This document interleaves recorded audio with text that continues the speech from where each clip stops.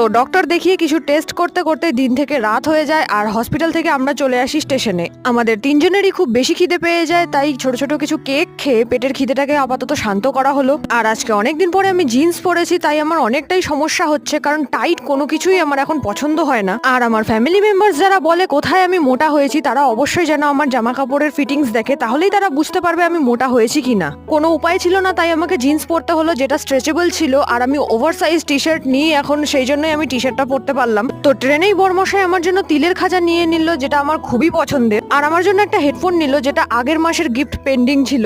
আমরা চলে এসেছি শিয়ালদা, এবার একটা ট্রেন ধরে চলে যাব বিধাননগর। আমাদের কারোরই দম নেই রান্না করার, তাই দোকান থেকে আমরা খাবার তুলে নিলাম। বিধাননগর স্টেশনের পাশে একটা খুব সুন্দর গণেশ ঠাকুরের মন্দির আছে, যেখানে গণেশ চতুর্থীর পুজো হয়েছিল, আর কালকে বিশ্বকর্মা পুজো। যেহেতু কলোনি থেকে বেরিয়েই আমাদের সামনেই ট্যাক্সি স্ট্যান্ড, তো সেই জন্য বিশ্বকর্মা পুজোও এখানে হবে, তো সেটারও ব্যবস্থা হয়ে গেছে এখানে। এতই জমজমাট এলাকা যে মাঝে মাঝে ঘিঞ্জি লাগে।